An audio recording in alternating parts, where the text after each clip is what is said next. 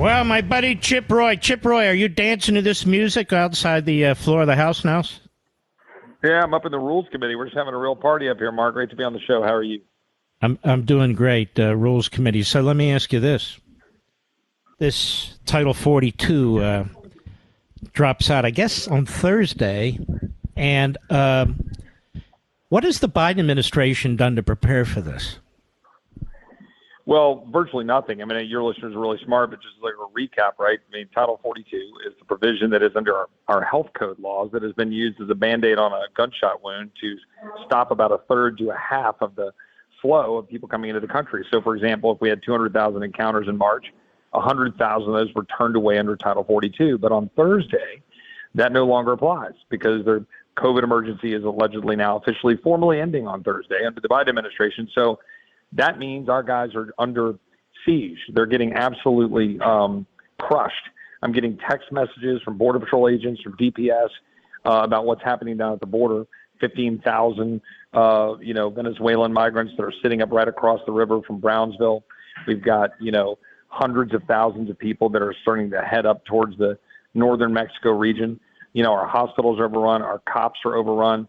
I got a text message from a guy earlier that said it's basically, quote, broken arrow, right? Like basically a military term saying that they've fully lost control. They had 27,000 people in detention, only 5,000 processed, and they're getting hundreds by the minute, and they don't have any place to put them. The state of emergency has been declared in El Paso. A state of emergency has been declared in Laredo. A state of emergency has been declared in Brownsville. San Antonio is preparing in their migrant center. It is so bad, Mark, I don't even know how to put it into words. So this is obviously intentional, the lack of a wall, reversing all of the Trump-era policies. Biden says, well, what do the Republicans propose? Well, right off the top, why don't you put all the Biden policies back in place? That's what I would propose. So this is clearly intentional. What are they up to here, Chip? It is intentional, and they did absolutely reverse, for example, the migrant protection protocols that were being successfully executed under the Trump administration, right? When you have responsible people in charge, the president, of course, himself, Mark Morgan and Tom Homan, I know they're friends of yours over at Homeland Security, and Biden reversed that.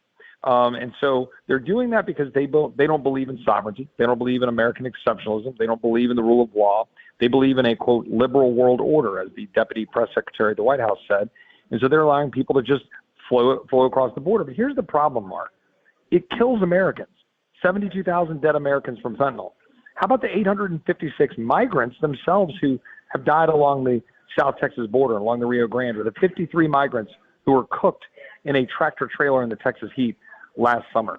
How about the bodies of those that were just mowed over by a truck just on the side of the road just 2 days ago? How about the thousands of little girls sold into the sex trafficking trade? That's what's happening. And these guys go around saying that they're the ones who are compassionate, or they're the ones that have a heart. And it's crap. People are dying. And they're doing it purposely for crass political reasons, nothing more.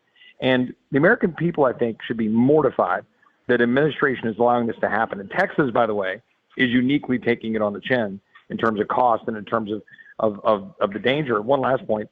8 dead children in the school district in the county in which I live from fentanyl poisoning since last August. 8 children in a school district. It's unconscionable. And what is amazing to me that, the White House likes to say this debt crisis is man-made. This entire thing on the border is man-made. It's all Biden-made. It's Democrat Party-made. And yet it's not even a priority with your Democrat colleagues in the House, is it?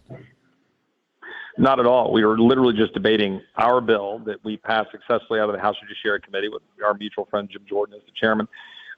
We had Mark Green and Michael McCall there from Homeland and from Foreign Affairs. We've got a really good bill that would reverse a lot of these policies, solidify our existing law, but try to force the hand of the administration to stop releasing people, because releasing people is the magnet, and it's purposeful. Instead, we would just simply say, you got to detain people, you got to put them through expedited removal, or they got to wait in Mexico while their asylum claim is being processed. That's it. And if you do that, the flow will stop. You'll stop empowering cartels. You'll stop empowering China, who are getting rich off of what they're doing and pushing people through Mexico.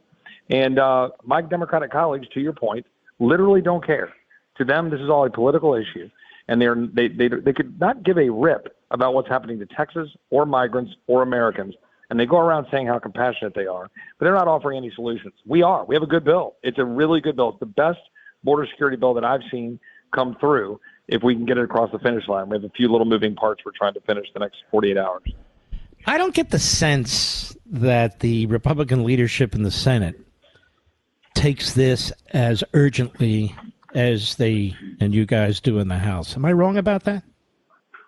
Well, I think the Exhibit A are the 17 Republican senators who in December joined with Democrats to pass a $1.7 trillion omnibus bill that had specific language in it that actually prevented the use of funds for securing the border and took away from us the leverage that you would get in a funding mechanism to actually try to stop the current abuses. But guess what?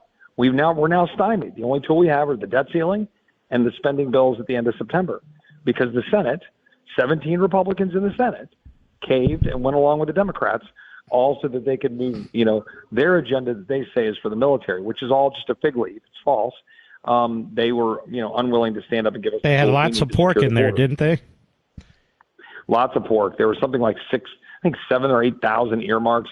Like a Michelle Obama trail. I mean, just tons of pork in the bill. Where does that lead? Yeah, exactly. It's a road to hell. Somewhere in Georgia, so it goes in a circle.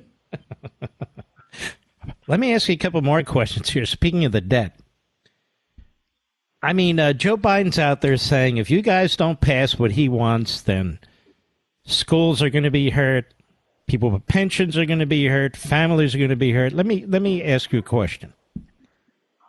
Isn't it the case that Joe Biden has spent and has a new budget up, and he doesn't care about the debt ceiling? All he has to do is trim spending. That you guys passed a debt ceiling increase, but with some trimming of spending, and you want to trim spending every year for 10 years to try and get it under control. So really, he's gone first, and he has intentionally bloated the spending and now demands that you guys be the taxpayers and pay for it. Well, that's exactly right. I mean, of course, part of that is what happened with the big omnibus bill that blew the lid off of spending, and all we're which trying to do. Which McConnell was involved in. Correct. And so credit to Speaker McCarthy and to what we've done as a team in the House. We passed a bill that does increase the debt ceiling. $1.5 trillion would not be my first choice. It wouldn't be your first choice. It's not any of my colleagues' first choice. But, we've got to work with what we've got.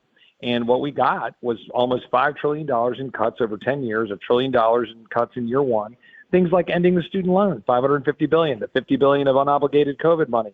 Chip, I'd say McCarthy's turned out so far to be pretty good, don't you think?